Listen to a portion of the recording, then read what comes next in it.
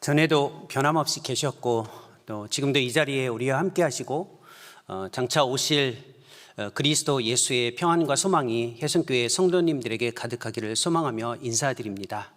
사실 11년 동안 선교 사역을 하는 동안 늘 마음속에 담아 기도해 주셨던 그 사랑을 기억하고 있기에 사역의 전환점이 주어졌을 때 먼저 찾아와서 인사를 드리는 것이 마땅한 도리였음에도 불구하고 많이 늦어지게 된 점 먼저 죄송하게 생각하고, 그럼에도 불구하고 한 가족으로 만나 함께 예배할 수 있는 것에 대해 더 큰 기쁨과 영광으로 받아들이며 감사를 드립니다. 우리가 함께 읽은 말씀을 듣기 전에 다시 한번 잠시 기도하도록 하겠습니다. 성령 하나님 아버지, 우리의 마음과 생각, 삶 속에 주인이 되어주시고 늘 우리로 하여금 하나님의 말씀을 따라 신실하게 살아갈 수 있도록 깨달음과 힘과 능력을 더해 주신 은혜를 감사합니다. 오늘도 주의 말씀이 우리의 마음속에, 삶 속에 역사되어질 수 있도록 성령께서 은혜를 베풀어 주시고 삼위 하나님의 위대하신 은총을 다시 한번 경험할 수 있는 시간이 될 수 있도록 인도해 주옵소서. 그리스도 예수의 일하심을 바라보게 하시고 아버지의 영광에 이르기 위해 은혜에 참여하며 우리의 소명을 확인할 수 있는 귀한 시간이 될 수 있도록 성령께서 주관해 주옵소서. 예수님의 이름으로 기도합니다. 아멘. 신앙생활은 하나님과의 관계 방식을 신실하게 구축하는 것입니다. 여기서 하나님과의 관계를 구축하는 것은 보통 많은 사람들이 의무로 받아들이곤 합니다. 하지만 이것은 우리에게 굉장히 중요한 복된 경험일 수 있습니다. 구약 성경에서 신앙과 관련되어져 누릴 수 있는 복을 세 가지로 이야기합니다. 첫 번째 복은 땅을 유산으로 받는 것입니다. 그래서 이스라엘의 역사를 보면 땅을 정복하고 차지하는 것이 중요한 신앙의 복을 경험하는 과정이었습니다. 두 번째 복은 자녀를 얻는 것, 또 유산으로 계속해서 세대를 물려가는 것이 또 하나의 복이었습니다. 이 두 가지 복은 어느 경우에는 선명하게 나타나고 어느 경우에는 선명하게 나타나지 않을 수도 있습니다.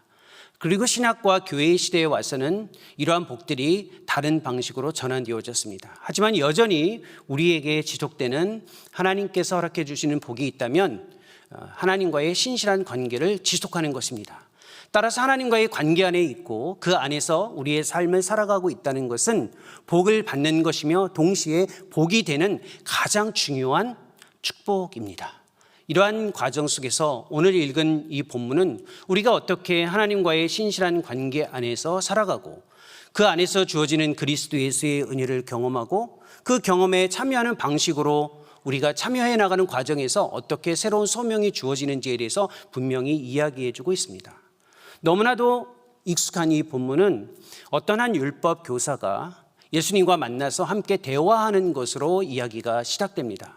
이 율법 교사가 예수님에게 영생이 무엇인지에 대해서 질문을 합니다. 그리고 예수님께서는 되묻습니다. 율법의 가르침은 무엇이냐? 그러자 이 사람이 영생을 얻기 위해서 하나님을 사랑하는 것과 이웃을 사랑하는 것이 성경의 가르침의 핵심, 조금 어려운 말로 하면 요체라고 이야기합니다.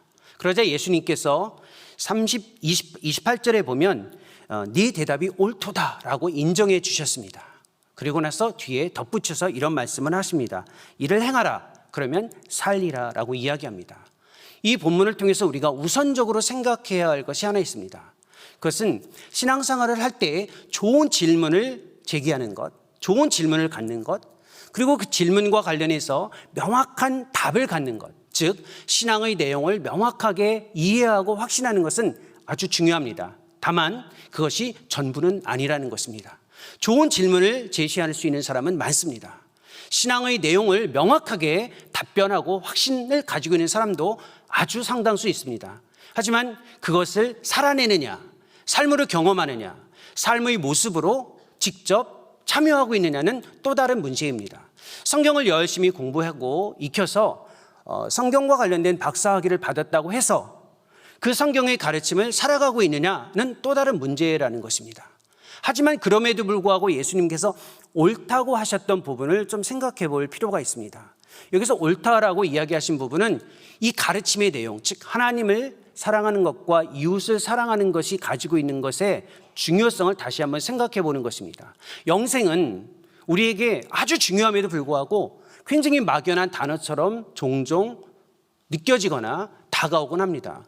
요즘에 기독교 신앙에서의 영생을 많은 사람들이 삶의 총체적인 풍요로움, 그리고 가장 풍요로운 삶의 모습을 영생으로 이야기하곤 합니다.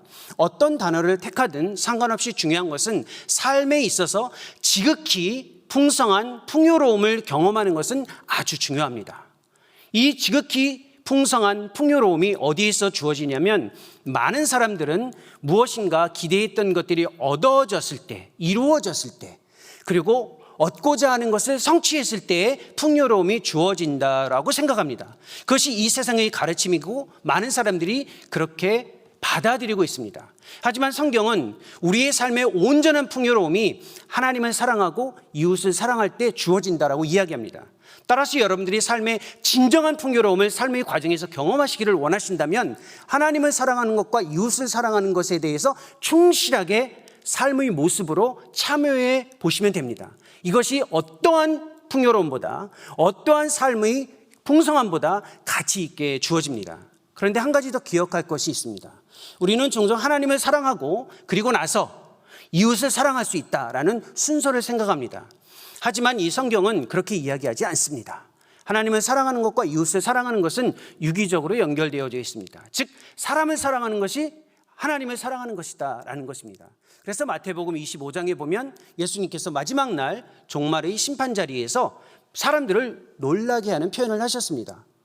내가 굶주렸을 때 먹을 것을 주었고 내가 갇혔을 때 찾아와서 돌본 것에 대해서 인정을 해 주셨습니다.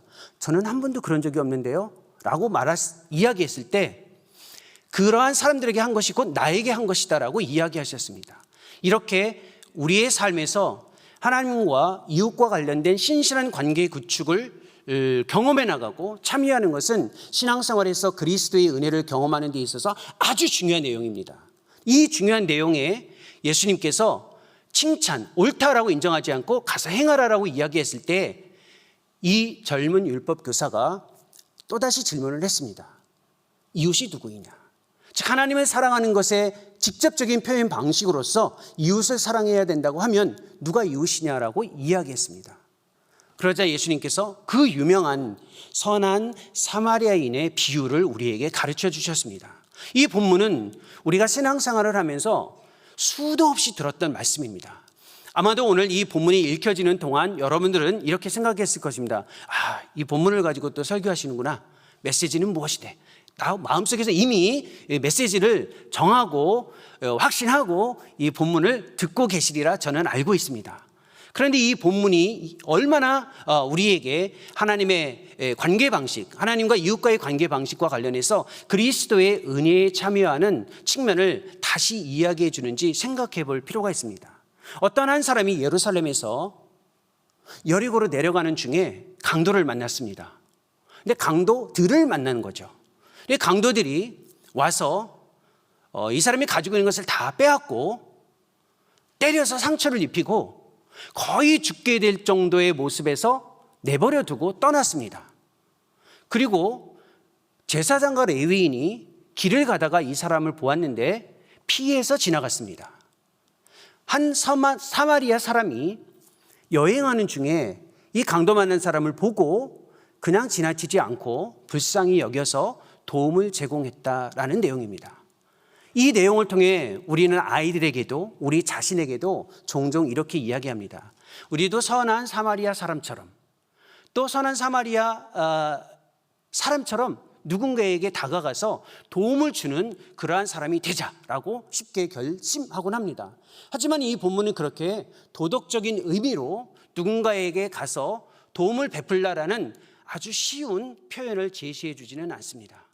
이 본문은 그것보다 훨씬 더 깊이 있게 우리로 하여금 그리스도의 은혜에 참여하는 모습, 은혜에 경험하는 방식에 대해서 이야기해 주고 있고, 그 은혜에 참여할 때 주어지는 삶의 소명을 다시 한번 확인할 수 있도록 이야기해 주고 있습니다.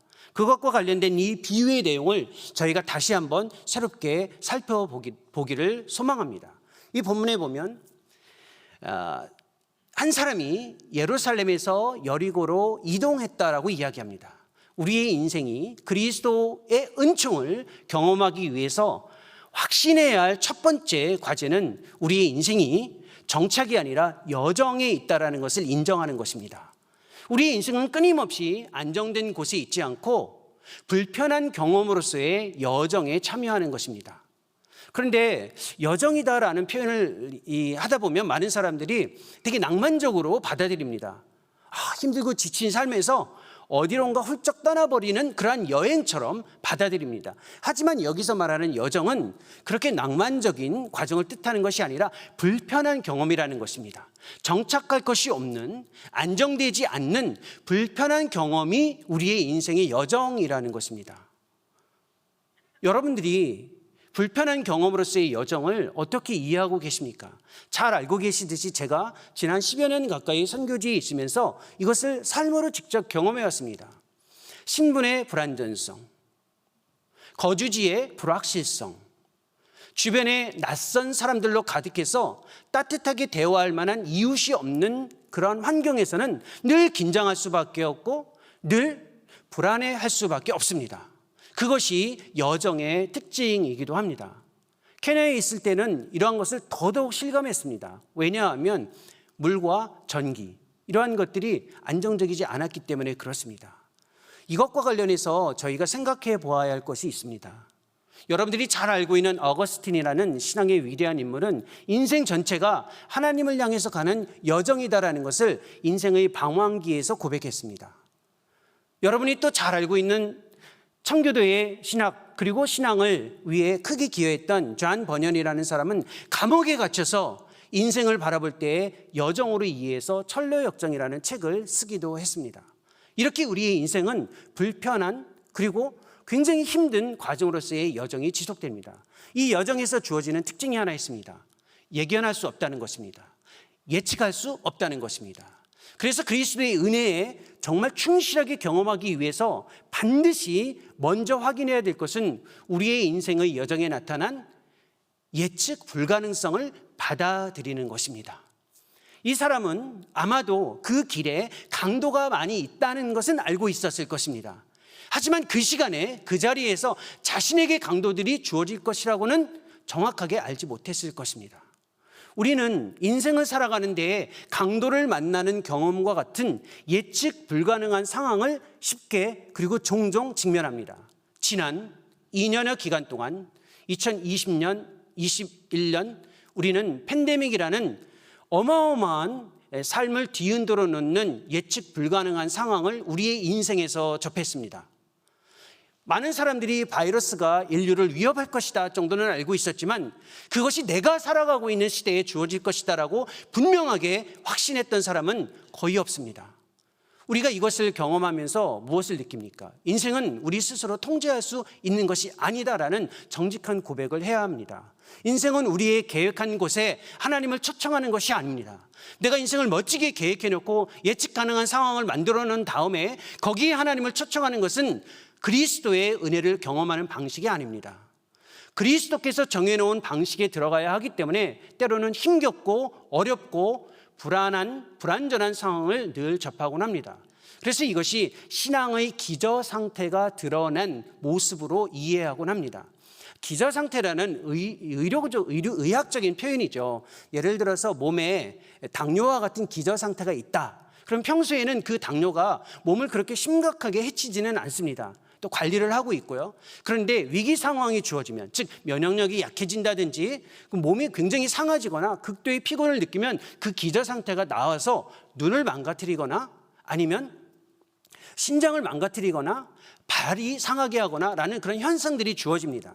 그러니까 평소에 그러한 상황을 대비해서 꾸준히 몸을 관리하시는 분들은 기저 상태가 있더라도 건강을 지속하고 있다는 것을 여러분들이 알 수 있을 것입니다. 지금이 그렇습니다. 예측 불가능한 상황이 주어졌을 때에 항상 인생의 주도권이 나에게 있지 않고 하나님에게 있었다라는 것을 확신했던 사람들은 괜찮습니다. 왜? 인생은 어차피 상황을 변화시키는 것이 신앙이 아니라 어떠한 상황에서도 하나님과 신실하게 살아가는 것이 신앙이라는 것을 알고 있었기 때문에 비교적 괜찮습니다. 어떠한 상황에서도 하나님의 주도권을 인정해왔기 때문에 그렇습니다. 하지만 그렇지 않았던 사람들, 그죠? 이전에는 그런 사람들이 선명하지 않았습니다. 지금은 선명하게 하나님의 주도권을 인정하는 사람들과 그렇지 않은 사람들이 선명하게 나타나지 않습니까? 신앙의 기저 상태가 드러난 겁니다. 그래서 예측 불가능성을 그렇게 아주 쉽게 보시면 안 됩니다. 이걸 영적으로 받아들이는 것이 어려운 이유가 있습니다. 왜냐하면 우리의 삶은 지나치게 예측 가능한 것에 완전히 젖어 있기 때문에 그렇습니다. 제가 한국으로 들어와서 가장 이상적인 이색적인 경험이 무엇이냐면 운전할 때 내비게이션에 나오는 여성의 음성을 듣는 것입니다. 운전을 하는데 시도 없이 이야기합니다. 5m 앞에 무엇이 있다. 과속방지턱이 있다. 옆으로 가면 안 된다. 또 한 번 옆으로 가면 바로 이야기해 줍니다. 경로가 이탈되었으니 돌아가야 한다고.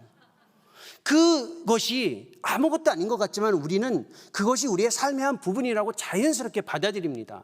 예측 불가능한 상황이 주어졌을 때 견딜 수 없는 그러한 삶이 우리의 삶의 현실로 되어져 있다는 것을 먼저 인정하셔야만 합니다. 그러니 늘 예측 가능하지 않은 상황이 주어져도 흔들림 없이 주님 앞에 신실하게 있어야 된다는 것을 확신해야만 그리스도의 은혜에 참여할 수 있습니다. 이런 상황에서 이 강도 만난 자의 모습을 통해 우리가 좀 더 그리스도의 은혜를 경험하기 위한 우리의 현실을 정직하게 들여다볼 필요가 있습니다. 이 본문에 보면 30절입니다. 중요한 본문이기 때문에 여러분들도 성경을 한번 보십시오. 어떤 사람이 예루살렘에서 여리고로 내려가다가 강도를 만났습니다. 강도들이 그 다음 표현입니다. 그 옷을 벗기고 때려 거의 죽은 것을 버리고 갔더라라고 이야기합니다. 이 사람의 모습을 생각해 보십시오. 가지고 있는 것을 빼앗겼습니다. 맞아서 상처 났습니다. 그리고 거의 죽어있는 버려진 상태로 그냥 남겨졌습니다. 우리는 항상 이 본문을 읽을 때 이러한 사람들을 찾으려고 합니다. 혹시 내 주변에 이러한 사람들은 누구일까? 내가 이러한 사람들을 어떻게 다가가서 도울까라고 생각합니다. 하지만 주님이 우리에게 요구하시는 것이 있습니다. 어떠한 사람이 이러한 사람인지를 주변에서 찾지 말고 너의 자신의 모습을 정직하게 들여보아라 라고 이야기했습니다. 우리가 어떤 사람들입니까? 강도 만난 사람의 모습을 우리의 모습으로 경험하고 있지 않습니까? 우리는 늘 항상 먹고 사는 문제로, 우리가 입고 자는 문제로, 삶의 생계의 문제로 얼마나 염려하고 있습니까? 있는 것과 없는 것 때문에 얼마나 불안해 하십니까? 또 우리 주변에 있는 가까이 지내는 가족들이나 주변에 있는 사람들, 직장의 동료나 학교나 어느 곳에서 만나는 사람들과의 망가진 관계 때문에 상처를 받아서 얼마나 힘겨워하고 있습니까? 또 누군가의 버림을 받은 것처럼 소외당하고 마치 혼자 살아가는 것과 같이 외로움에 절절 매여서 살아가고 있는 것은 누구의 모습입니까? 여러분이 이런 사람들을 찾고 계십니까? 정직하게 여러분을 들여다보십시오. 이것은 우리 자신의 모습입니다. 우리 자신이 이렇게 먹고 사는 문제로, 경제적인 문제로 늘 허덕이고 관계의 상처 때문에 힘겨워하고 누군가가 나를 외면해서 소외받는 것 때문에 괴로워하며 살아가고 있지는 않습니까? 이것은 우리 자신의 모습입니다. 그러니까 우리 자신의 모습을 정직하게 볼 수 있어야 그리스도 예수의 은혜 안에 들어갈 수 있다는 것입니다. 그리고 그것을 경험할 수 있습니다. 이것을 못하는 이유가 있습니다. 왜냐하면 우리가 조금은 괜찮은 사람이다라는 생각을 갖는 경우가 그렇습니다. 또 하나 있습니다. 내가 괜찮은 사람이다라는 생각을 갖지 않지만 이런 생각을 종종 합니다. 그리스도를 가까이 하려면, 그리스도의 은혜를 경험하려면 내가 최소한 어느 조건에는 이루어져 가야 된다, 있어야 된다라고 스스로 생각하기 때문에 그렇습니다.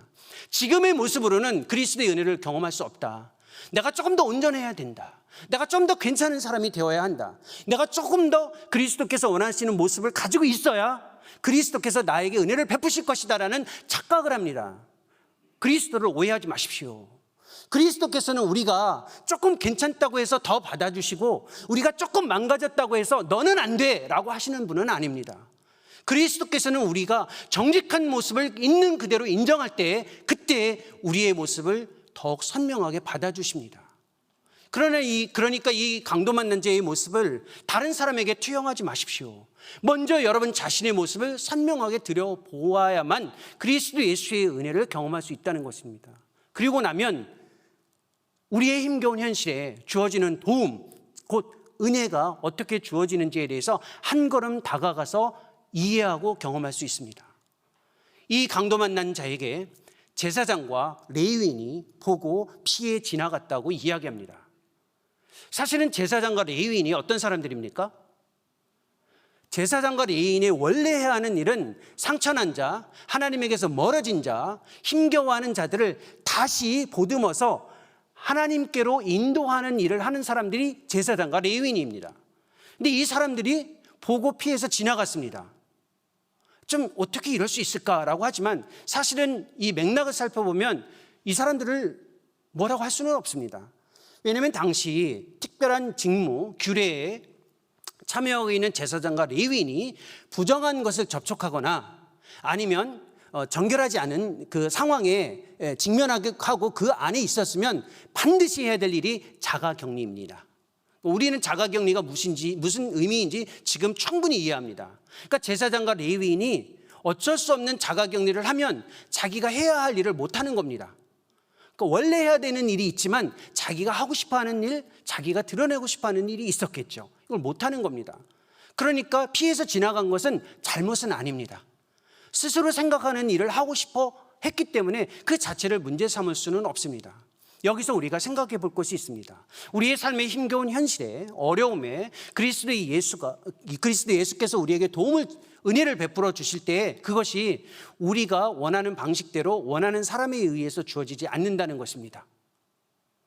한번 보십시오. 제사장과 레위인은 그 일을 해야 함에도 그 일을 하지 않았습니다. 문제가 되지는 않는다고 이야기했죠. 저는 이 경험이 무엇인지 알고 있습니다. 제가 여러분들이 그렇게 정말 기도해 주시고 또 격려해 주시고 마음에 품어서 기억하셨던 사람 주종훈입니다. 그러나 이름으로 끝나지 않고 저는 선교사였습니다. 지금도 부분적으로 사역을 감당하지만 한때는 전임 선교사였습니다. 그래서 선교사라는 타이틀을 가지고 있었습니다. 여기에 선교사라는 타이틀을 가지고 계신 분이 몇 분이나 계시겠습니까? 많지는 않으실 거예요. 자랑하려고 이야기하는 것이 아니라 선교사라는 직함, 호칭이 선교사의 사역을 보증하지는 못한다는 겁니다. 수많은 훌륭한 선교사님들을 이야기하는 것이 아닙니다. 저의 이야기를 하는 것입니다. 여러분들이 그렇게 존경할 만한, 그렇지는 않았겠지만 그래도 조금 그렇게 보셨을 거라고 생각을 하는데 그렇게 선교사님 하면서 불렀던 제가 케냐에 처음 들어갔을 때 제가 선교사라는 타이틀을 가지고 자긍심을 가지고 사역했던 첫걸음에 경험했던 일들이 있습니다. 가서 사역을 하기 위해서 아프리카인들이 있는 신학교에 들어가서 사역을 해야 되는데 앉아있을 의자 하나 주지를 않는 겁니다. 책상이 아니라 의자를 안 주는 거예요. 의자도. 방을 이야기하지 않았습니다. 방이 아니라 앉아있을 만한 의자도 하나를 저에게 주지 않았습니다. 마음속에서 화가 치밀어 올랐습니다. 내가 그래도 선교사고 여기에 돈을 받고 사역하는 사람이 아닌데 이들로부터 나한테 어떻게 이렇게 돼야지? 그리고 강의를 해야 되는데 강의를 하는 주간이 돼도 제가 뭘 강의해야 될지 말을 해주지를 않는 겁니다. 다 일주일이 끝날 무렵에 남아있는 것 몇 개, 본인들이 조금 불편한 것들 저에게 주는 겁니다. 저 처음에 그렇게 사역을 정착했습니다. 그때 마음속에서 그래도 내가 배울 만큼 배웠는데 그래도 선교사인데 이렇게 사역하는 것이 맞나? 마음속에서 불편했습니다. 근데 제가 깜짝 놀랐습니다. 초기에 정신을 차린 거죠. 내가 여기에 인정받으려고 왔는가? 내가 대접받으려고 왔는가? 선교사란 무엇인가? 내가 선교사의 칭호, 그 타이틀을 받기 위해서 이곳에 왔는가? 아니지 않습니까? 섬김을 위해서 왔다면 호칭이 있든지 없든지 그 사역을 해야 하는 것이 저의 과제가 아닙니까? 그러면서 제가 확실히 느꼈습니다. 외적으로 주어진 타이틀, 칭호, 직분은 그에 부합한 사역을 보증하지는 않는다는 겁니다. 여러분들이 여러분의 삶의 자리에 힘겹고 어려울 때 누군가가 도움을 줄 것이라고 쉽게 단정하지 마십시오. 저 사람은 나에게 도움을 줄 것이다. 저 정도의 사람이라면 나에게 반드시 도울 것이다. 그런 일이 발생할 가능성은 생각보다 없습니다. 생각보다 없습니다. 진짜 은혜를 경험하기 위해서 주님께서 의도적으로 제사장과 레위인을 이야기한 것입니다. 여러분, 은혜가 무엇입니까? 은혜는 자기 스스로 무엇인가를 할 수 있다라는 그 가능성을 안에서 찾으면 은혜는 아닙니다. 동시에 자기 밖에서 주어지는 새로운 가능성을 스스로 규정하는 것도 은혜가 아닙니다. 어떻게 주어질지, 누구로부터 주어질지에 대해서 확실한 답을 가지고 있으면 그것은 은혜라고 고백하기 어렵습니다. 성경에 여러분들이 고백할 때 이야기했던 요셉의 인물을 생각해 보십시오. 요셉과 같은 인물, 요셉이 어떤 사람입니까? 궁덩이에 빠졌던 사람이었습니다. 그 안에서 요셉이 할 수 있는 일은 무엇이었습니까? 아무것도 없었습니다. 스스로 발견 가능한, 스스로 생각 가능한 가능성은 아무것도 없었습니다. 예레미야라는 선지자를 생각해 보십시오. 그렇게 하나님의 말씀을 증거하는 중에 배설물이 있는 구덩텅이에 빠진 사람이 예레미야였습니다. 그때 예레미야가 할 수 있는 일은 아무것도 없었습니다. 그러나 우리는 그러한 상황 속에서 은혜가 어떻게 주어지는지를 알고 있습니다. 은혜의 경험은 바로 이렇게 주어지는 것입니다. 예측 불가능한 상황에서, 힘겹고 어려운 상황에서 그 가능성조차도 예측 가능한 상황으로 주어지지 않는다는 것입니다. 이때에 등장한 인물이 바로 사마리아 사람입니다. 이 사마리아 사람은 여행하는 중에 이 사람을 향해서 아주 독특한 반응을 보입니다. 이 본문에 나와 있는, 즉 33절과 34절에 한번 본문을 보십시오. 아주 중요하니까 모두 펴서 보면 도움이 됩니다. 자, 33절에 어떤 사마리아 사람은 여행하는 중, 그 다음 보십시오. 이르러 그를 보고 불쌍히 여겨 가까이 가서 기름과 포도주를 그 상처에 붓고 싸매고 자기 짐승에 태워 주막으로 데리고 가서 돌보아 줬다라고 이야기합니다. 여기에 동작과 관련되어 있는 동사가 모두 몇 개가 나옵니까? 제가 주의 깊게 들으라고 했잖아요. 몇 개가 나옵니까? 무려 9개가 나옵니다. 이 짧은 구절에서 한 사람이 행한 이 행동의 모습이 9가지로 나옵니다. 이 사마리아 사람의 모습을 통해 여러분은 누가 떠오르십니까? 나도 사마리아 사람처럼 돼야 할까? 될 수 있다라고 생각하십니까? 이 사마리아인은 우리에게 은혜를 베풀어 주시는 그리스도의 모습입니다. 그리스도께서 바로 우리를 향해 불쌍히 여기시고 다가오셔서 상처를 싸매고 돌보아 주시고 회복해 주시고 주막으로 옮겨다 놓고 계속해서 돌봄을 제공해 주시기 위해 노력하시는, 그리고 은혜를 베푸시는 분입니다. 그래서 우리가 사마리아인이 되는 것이 아니라 사실은 사마리아인이신 그리스도를 우리가 먼저 경험해야 된다는 것을 이야기해 주고 있습니다. 이 사마리아인이 유대인인 강도 만난 자에게 다가왔다라는 것에 대해서 우리가 생각해 볼 수 있는 교훈이 좀 있습니다. 당시 유대인은 사마리아인을 가까이 하지 않았습니다. 아주 고상한 표현이죠. 가까이 하지 않았다라는 것은. 근데 짐승처럼 취급했습니다. 근데 오늘날은 짐승 취급이라는 표현도 적합하지 않습니다. 왜냐하면 반려동물을 한번 생각해 보십시오. 개 취급했다라는 표현은 아주 위험한 표현입니다. 이제는. 제가 유학을 나가기 전 2000년대 초반만 해도 이런 상황은 아니었습니다. 그래서 지금 상황이 많이 바뀌어진 거죠. 그 반려라는 언어를 쓰잖아요. 그러니까 짐승 취급했다라는 말은 무시했다, 이렇게 쉽게 생각하실 수 있습니다. 반대로 사마리아인이 유대인을 향해서도 쉽게 다가가지 않았습니다. 다가가지 못하기도 했고 다가가지도 않았습니다. 둘 사이에는 상극이었고 건너설 수 없는 경계가 있었습니다. 사마리아인이 경계를 넘어서 왔습니다. 그리스도께서 경계를 넘어서 우리에게 오신 것입니다. 거룩하신 그리스도께서 하나님의 온전한 모습으로 불편한 우리에게 다가오실 필요가 없는데 경계를 넘어서 왔다는 것입니다. 그리스도께서 다가오시기에 가장 어려운 사람이 누굴까요? 여러분, 혹시 그리스도께서 다가가기에 가장 어려운 대상이 누구라고 생각하십니까? 자, 아프리카에 있는 어느 한 소수민족? 아니면 공산주의 국가에서 독재를 하고 있는 어떤 특정한 인물? 이런 사람들이 다가가기 어렵다고 생각하십니까? 저는 그리스도께서 다가가기 가장 어려운 대상이 저 자신이라고 생각합니다. 저는 저를 압니다. 얼마나 속이 깨끗하지 못하고, 얼마나 형편없고, 얼마나 인간이 지저분한 사람인지 저는 제 스스로 알고 있습니다. 그런데 저에게 오셨어요.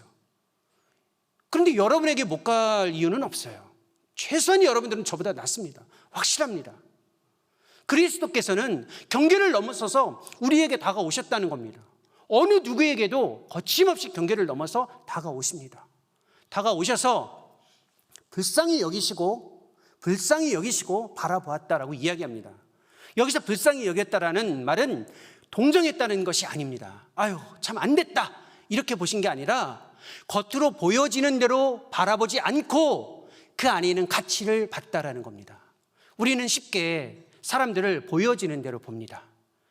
입고 있는 옷, 인종, 사회적인 계층, 신분, 그 사람의 직장, 이런 것들로 그 사람을 쉽게 바라봅니다. 그리스도께서는 그렇게 바라보지 않습니다. 사람의 가치를 존중하면서 그대로 바라보고 계십니다. 여러분을 그렇게 바라보고 계십니다. 그렇게 바라보고 인정해 주십니다. 이때 중요한 것이 있습니다. 지금의 모습이 끝이 아니다. 과정으로 인정해 주신다는 겁니다. 지금 내 처해 있는 이 모습 자체가 마지막이 아니다라고 인정해 주십니다. 많은 사람들은 우리의 불편한 모습을 보면서 쟤는 인생이 저렇구나라고 단정하는 경우가 종종 있습니다. 하지만 그리스도께서 우리의 인생을 보실 때에 지금의 모습이 마지막이라고 생각하지 않고 우리를 바라보신다는 겁니다. 과정 중에 있다. 언젠가는 다시 온전하게 회복되어서 그리스도의 온전한 은혜 안에 좀 더 풍성한 삶, 그 풍요로운 삶에 거할 것이다라는 확신을 가지고 계시다는 것입니다. 그리고 나서 회복해 주셨다는 겁니다. 가지고 있는 것을 가지고 상처에 붓고 싸매고 회복을 해 주셨습니다. 이 회복의 은혜는 어마어마한 은혜의 경험입니다. 사실 이 회복을 경험한다는 것이 하나님 편에서는 우리에게 주는 어마어마한 자비의 내용입니다. 왜 그렇습니까? 부유한 자들이 어떠한 망가진 상황을 경험하면요, 대부분 대체를 생각합니다. 예를 들어서 아주 부자가 좋은 차를 하나 샀어요. 이 예입니다. 누구라고 이야기하지는 않습니다. 아주 부자가 아주 좋은 차를 하나 샀어요. 일주일 만에 사고가 났어요. 보통 어떻게 하겠습니까? 사고가 나면 마음이 아파요. 보험 처리를 해서 문제를 해결하려고 하겠죠. 그렇죠? 이게 정상적인 거잖아요. 이건 보통 부자입니다. 보통 부자. 진짜 부자는 어떻게 하냐면 그 차를 그냥 처분하고 새로 삽니다. 더 좋은 걸로. 사고 났을 때 더 괜찮은 건 무엇이 있을까 해서 대체를 찾습니다. 이게 부자입니다. 하늘의 모든 것을 가지고 계시고 이 땅의 모든 것을 소유하고 계신 그리스도께서 망가진 우리의 모습을 보면서 대안을 찾자, 대체를 찾자, 얘는 안 되겠다, 이 사람은 안 되겠다라고 하지 않으시고 회복하셨다라는 말은 하나님의 의지이고 하나님의 사랑이라는 겁니다. 너 대신 다른 사람을 찾겠다 하지 않으셨어요. 망가졌지만 회복하겠다는 겁니다. 뭐가 더 어렵습니까? 대안을 찾는 게 훨씬 쉽습니다. 부자 편에서는. 그런데 그냥 두지 않으시고 회복하시겠다는 겁니다. 회복하셔서 온전한 회복된 그 모습을 다시 한번 살아가게끔 하시겠다는 것입니다. 이게 성경의 진리입니다. 아담과 하와가 처음 잘못했을 때 하나님께서 내가 인간을 잘못 만들었구나, 다른 인간을 한번 만들어보자 하지 않으셨어요. 그 망가진 모습을 그대로 받아서 다시 회복하기 위해서 지금껏 노력하고 계시는 분이 그리스도를 통해 나타난 하나님의 모습입니다. 그러면 여러분들이 회복되어지는 이 은혜에, 정말 이 은혜에 참여하기 위해 그리스도 예수 앞에 좀 더 충실하게 다가가고 포기하지 않고 다가오시는 이 그리스도를 받아들이시고 참여하셔야만 합니다. 조금이라도 이 은혜를 경험하셨다면, 조금이라도 이 회복의 과정에 동참하고 계시다면 이제 여러분의 위치를 바꾸셔야만 합니다. 그리스도께서 처음에 세상에 오실 때에는 손님으로 오셨지만 사역을 하실 때는 하늘의 왕으로 주인처럼 일하셨습니다.